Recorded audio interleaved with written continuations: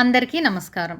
హిందూ సాంప్రదాయంలో నుదుటిపై పెట్టుకునే తిలకానికి చాలా ప్రాముఖ్యత ఉంటుంది.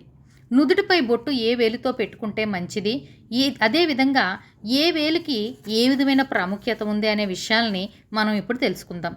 తిలకం పెట్టుకునేందుకు కొన్ని నియమాలు ఉన్నాయి. ఆ నియమాల ప్రకారమే నుదుటిపై తిలకం పెట్టుకుంటే మంచి ఫలితాలు ప్రాప్తిస్తాయి. చాలామందికి ఈ విషయం తెలియదు. తిలకం పెట్టుకునేందుకు ఏ వేలును ఉపయోగించాలి, ఏ వేలుతో బొట్టు పెట్టుకుంటే ఏ విధమైన ఫలితం వస్తుంది, సరైన రీతిలో తిలకం పెట్టుకోకుంటే ఏం జరుగుతుంది అనే విషయాలను ఇప్పుడు మనం తెలుసుకుందాం. ముందుగా హిందూ సాంప్రదాయం ప్రకారం చాలామంది నుదుటిన బొట్టు ధరించకుండా బయటకు వెళ్లరు. తిలకానికి చాలా ప్రాముఖ్యత ఉంటుంది. ఉదయం స్నానం చేసిన తర్వాత మొట్టమొదట నుదుటన బొట్టు పెట్టుకుంటారు. బొట్టు పెట్టుకున్న తర్వాతే శుభకార్యాలను ప్రారంభించడం, దేవుళ్లను ఆరాధించడం, పూజా కార్యక్రమాలంటూ మొదలు పెట్టడం చేస్తూ ఉంటారు. ఈ విధానం శతాబ్దాల తరబడి నుండి కొనసాగుతున్న ఆచారం. బొట్టును గౌరవానికి చిహ్నంగా పరిగణిస్తారు హిందువులు. అంతేకాదు, నుదుటిపై కుంకుమ పెట్టుకుంటే ఆ వ్యక్తి యొక్క మానసిక సమతుల్యత పొందుతాడని చెప్పి పురాణాలు చెబుతున్నాయి. అంతేకాకుండా నుదుటిపై బొట్టు పెట్టుకున్న వ్యక్తిపై దేవుని యొక్క ఆశీస్సులు కూడా ఉంటాయని చెప్పి నమ్ముతూ ఉంటారు. ఇక ఈ తిలకాన్ని నుదుటికి పెట్టుకునే ముందు ఏ వేలును ఉపయోగించాలి అనే విషయాన్ని ఇప్పుడు మనం తెలుసుకుందాం. ముందుగా చూపుడు వేలు. చూపుడు వేలు అడుగు భాగంలో బృహస్పతి పర్వతం ఉంటుందంటారు. బృహస్పతిని దేవగురువుగా పిలుస్తారు. ఆయన్ని అమరత్వానికి చిహ్నంగా పరిగణిస్తారు. కాబట్టి పూర్వీకులకు కర్మకాండ చేసే సమయంలో చూపుడు వేలుతో తిలకం పెట్టాలి. ఆ చూపుడు వేలుతోనే మృతదేహంపై కూడా తిలకం వేస్తారు. ఈ వేలుతో జీవించున్న వ్యక్తిపై ఎప్పుడూ కూడా తిలకం పెట్టకూడదు. ఇలా చేయడం వలన బొట్టు పెట్టిన వారికి, పెట్టించుకున్న వారికి కూడా సమస్యలు తలెత్తుతాయి. తర్వాత జ్యోతిష శాస్త్ర ప్రకారం మధ్య వేలికి చాలా ప్రాముఖ్యత ఉంది. ఈ వేలికి మూల భాగంలో శని పర్వతం ఉంటుంది అంటారు. శని మహాత్ముడు న్యాయం రక్షకుడు, ఆధ్యాత్మికతకు కారకుడు.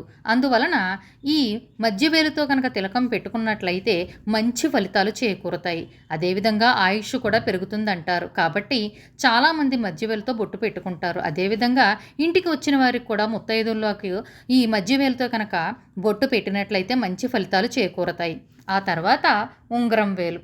ఈ వేలు సూర్యదేవునికి సంబంధించింది. ఈ వేలులో సూర్యుని యొక్క పర్వతం ఉంటుందంటారు. కాబట్టి ఈ వేలితో దేవతామూర్తుల విగ్రహాలు లేదా చిత్రపటాలపై తిలకం రాయాలి. దీనితో పాటు మతపరమైన కార్యక్రమాల్లో కూడా ఈ వేలుతో తిలకం పెడతారు.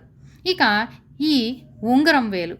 ఉంగరం వేలులో దేవతామూర్తులు చిత్రపటాలపై బొట్టు పెడితే కోరుకున్న ఫలితాలు సిద్ధిస్తాయని చెప్పి అంటూ ఉంటారు. మనసులో ఏదైనా కోరిక ఉంటే దానిని కోరుకుని ఆ వేలుతో కనుక చిత్రపటాలపై, దేవుని చిత్రపటాలపై కనుక మనం బొట్టు పెట్టినట్లయితే ఖచ్చితంగా కోరిక నెరవేరుతుందని పెద్దలు చెప్తూ ఉంటారు. ఆ తర్వాత బ్రొటన వేలు. బ్రొటన వేలు కింద శుక్రుని పర్వతం ఉంటుందంటారు. శుక్రుడు ఆనందం, వైభవం, శ్రేయస్సుకు చిహ్నంగా పరిగణిస్తారు. అతిథులకు బ్రొటన వేలుతో తిలకం పెట్టడానికి కారణం కూడా ఇదే. తర్వాత చిటికిన వేలు. ఈ వేలును తంత్ర కార్యకలాపాలలో ఉపయోగిస్తారు. అందువల్ల ఈ వేలుతో ఏ వ్యక్తికి కూడా తిలకం పెట్టకూడదు. కాబట్టి ముఖ్యంగా మధ్య వేలు తిలకం పెట్టుకోవడానికి ఉత్తమమైనదిగా పరిగణిస్తారు. అదేవిధంగా ఇంటికి ఎవరైనా వచ్చినప్పుడు బొటన వేలుతో కూడా పెట్టడం చాలా మంచి ఫలితాలని ఇస్తుంది.